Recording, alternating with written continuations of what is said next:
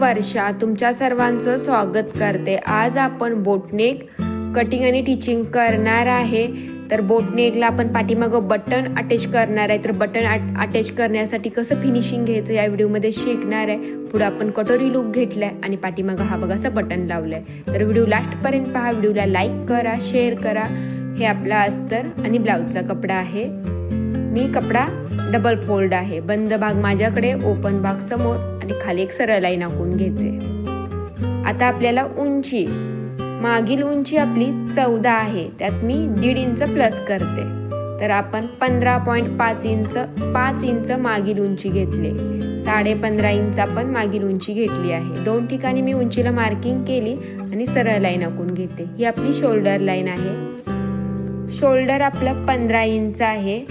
15च्या अर्ध 7.5 इंच आपण शोल्डर घेणार आहे। बघा, कारण की जे तुम्ही बॉडी मेजरमेंट प्रमाणे घेतले तेच खाली अनेक मार्किंग करायचे मुंडा लाईन आखण्यासाठी।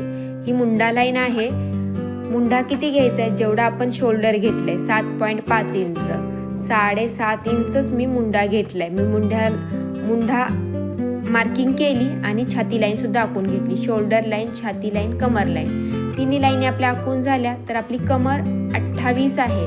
तर 28चा चौथा 7 इंच आणि प्लस 2.5 इंच, 1 इंच ट्रक्ससाठी आणि 1.5 इंच शिलाई मार्जिनिंग, असं टोटल 2.5 इंच। हे किती झालं? 9.5 इंच। तर कमर आपली 9.5 इंच आले, त्यात तुम्हाला 1 इंच प्लस करायचंय। 10.5 इंच आपण छाती घेणार आहे। ह्या पद्धतीने मी ब्लाऊज कटिंग केलाय। फिटिंग कसा बसला तुम्ही सुरुवातीला पाहिलाच आहे।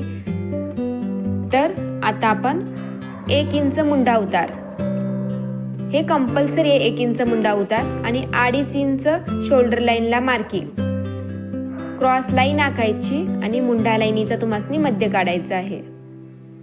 तर 6.5 आपली मुंडा लाईन राहिली, तिचा मध्य मी काढला आणि अर्धा इंच आतमध्ये एक मार्किंग करायची आहे। क्रॉस लाईन आका म्हणजे तुम्हाला मुंडा शेप देणं सोपं होईल। हे बघा, आपला मुंडा शेप एकदम परफेक्ट देऊन येतो। असा लाईन आखली की मुंडा शेप परफेक्ट येतो। शोल्डर पट्टी 2.25 इंच आहे, 2.3 इंच शिलाईसाठी 1.5 इंच। तर मी 3 इंच शोल्डर पट्टी घेतली आणि गळा रुंदी आपली 4.5 इंच राहिली। सेम मार्किंग मी खाली केली आणि आपल्याला इथे बॉक्स बनवायचा आहे। तर बोटनेकची उंची मी 3.5 इंच किंवा 3.5 इंच घेते। तुमच्या आवडीवर आहे, तुम्ही 3 इंच 4 इंच तुम्ही घेऊ शकता। आणि तुम्हाला बोटनेकचा शेप द्यायचा आहे। मी तर गोल शेप देते। शेप एकदम वर नाही न्यायचा, कारण इथं आपल्याला शिलाई मारायला कपडा सोडायचा आहे आपलं शोल्डर दाबण्यासाठी। कमरपट्टी मी 4 इंच घेते। इथं तुमच्या आवडीवर आहे, मापाच्या ब्लाऊज प्रमाणे आहे। आणि खाली गळा रुंदी मी 2.5 घेते, कारण मला गळा जास्त मोठा नको आहे। तर तुमच्या आवडीवर आहे। इथं मी 2.5चा असा बॉक्स बनवला आणि तुम्हाला हवा तो गळ्याचा शेप इथं देऊ शकता। इथं तुम्हाला डोरी अटॅच करायची असेल तर असा कपडा सोडा, पण मला इथं बटन अटॅच करायचं आहे। तर बटनासाठी जे काज लागेल ते आपण इथं डोरी अटॅच करणार आहे, म्हणून मी ते 1 इंचाचा गॅप सोडते। आणि नंतर आपण गळ्याचा शेप असा फिरवतो, चेंज करतो थोडासा। तर आपला गळ्याचा शेप गोल झालाय। तुम्हाला इथं हवा तर दुसरा गळ्याचा शेप सुद्धा बनवू शकता, किंवा थोडासा आपला हा 2.5चा बॉक्स आहे, तर मी 3.5ला बाहेर अर्धा इंच मार्किंग केली आहे। 3चा तुम्ही गळा असा वाढवू शकता। मी जसं आखले त्याप्रमाणे कटिंग करून घेते।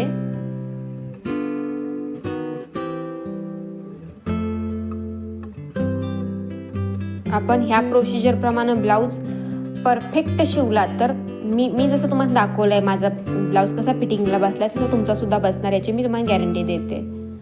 आता आपण मागील भाग बघितला, पुढचा भाग मी कटोरी घेतलाय। तर मी कटोरी भाग ऑलरेडी कटिंग करून घेतलाय, तरी पण मी तुम्हाला दाखवते। मी योग उंची 12 इंच घेतले। पुढील मुंडा मी 6.5 घेतलाय। शोल्डर पट्टी मी 5.5 घेतले आणि 1.5 इंच शोल्डर असं झुकवले, कारण पाठीमागचा बोटनेक असेल तर थोडं झुकवावं म्हणजे शोल्डर जोडायला होत नाही। तर आपला साईड पीस ह्या पद्धतीने मी कटिंग केले। योग पट्टी सुद्धा तुम्हाला चेंजेस करायचे आहेत, कारण की आपली बोटनेक असेल तर बोटनेक आपण खूप मुंडा उतार खाली घेतो, तर तो तिथला कपडा कमी होतो। कटोरीमध्ये काही चेंजेस केले नाहीत, आहे तशी आपण कटोरी वापरणार आहे। फक्त साईड पीसमध्ये आपण चेंजेस करतो आहे, त्यामध्ये 1 इंच जास्त खाली येतो. मी अस्तर असं ब्लाऊजचा कपडा असा पसरून ठेवला होता, त्याच्यावर अस्तर ठेवून उलटा आपण पिना लावून घेतला. तर आपण शिलाई मारल्यानंतर कपडा पलटी करणार आहे. तर हे बघा, इथं आपल्याला अशी डोरीवाली आई बनवायची आहे बटर अटकवायसाठी. तर मी अशी थोडीशी 2-3 इंचाची डोरी कट केले आणि तिला 2-3 इंचाची पट्टी कट केले आणि सुई धाग्याच्या मदतीने मी हिला पलटी करून घेते. जसं आपण गळ्याला डोरी अटॅच करतो तशी मी डोरीमध्ये तशी मी डोरी बनवून घेतली. आणि आपल्याला ही डोरीची किती पाहिजे, मी 2 इंच घेतली आहे. तर आता ही डोरी तुम्हासनी आधीच गळा जोडायच्या आधीच तुम्हासनी हे बघा, असं तुम्ही कपड्याला पण अटॅच करू शकता. मी अस्तरला अटॅच करायला लागले कारण अस्तर आपला परफेक्ट कटिंग केलेला आहे. कपडा अजून गळ्याचा सेप कट करायचा बाकी आहे. तर असं मी अस्तरला बरोबर जिथं आपण एका साईडला बटन येणार आहे, एका साईडला ही पट्टी अशी आतमध्ये फोल्ड केली. कारण आता ही शिलाई पलटी करताना आपल्याला ही इझिली ओपन करता येईल खेचून. तर आता आपल्याला असं गळ्याच्या बाजूने पट्टी मी काय केली, काज अशी शिलाई मारून पॅक केली आहे. नंतर आपण गळा शिवायला घेतोय. तुम्ही बघताय, लक्ष देऊन बघा आणि सेम प्रोसिजर करा. एखादा शब्द मी बोलायला चुके पण कृती तर तुमच्या समोर दिसते, त्याप्रमाणे तुम्ही गोष्टी करा. इथं जरा तुम्हाला ही पट्टी आतमध्ये सरकवायला त्रास होईल, पण एकदा व्यवस्थित गेली ना, कारण त्याच्यावर शिलाई येणार नाही याची काळजी घ्यायची. त्या आपण जे आतमध्ये डोरी टाकले त्याच्यावर जर शिलाई आली तर तुमचं हे पलटी होणार नाही, गळा बरोबर पलटी नाही होणार. आणि इथं तुम्हाला एक मी ट्रिक किंवा एक आयडिया देते बघा. आता इथं पण आपला कोन परफेक्ट बनला पाहिजे. तर त्यासाठी हे बघा, मी असा धागा घेते, सुई खाली अटकवले, हा धागा नेऊन तुम्हाला बरोबर सुईच्या पुढे असा ठेवायचा आहे. हा बघा, एक घालताना व्यवस्थित सरकवायचं आहे. एकच टाका पुढे यायचं. माझं चुकून जास्त टाका आलाय, मी रिपीट हे खोललंय, रिपीट केलंय. एकच टाका पुढे यायचं आहे आणि धागा असा आतमध्ये ढकलायचा आणि परत शिलाई मारायची. आता रिपीट अनेकदा दाखवते मी बघा. हे बघा, असा मी धागा घेतला. सिंगल धागा वापरू नका, डबल धागा वापरा. हे बघा, मी ते डबल धागा केला आणि हे बघा, असं मी कुठं सुईच्या समोर नेऊन ठेवलं अस्तरच्या आणि कपड्याच्या मध्ये.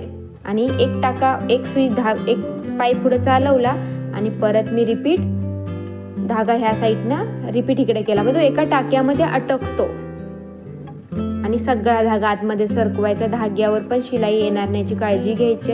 एक टाकला आपण आतमध्ये. आता तुम्हाला शिलाई नॉर्मली जशी मारतो तशीच मारून घ्यायची आहे. तुम्हाला मी हे पलटी पण करून दाखवेल, कारण मला हेच तुम्हाला दाखवायचं होतं या व्हिडिओमध्ये. तर व्हिडिओ लास्टपर्यंत पहा.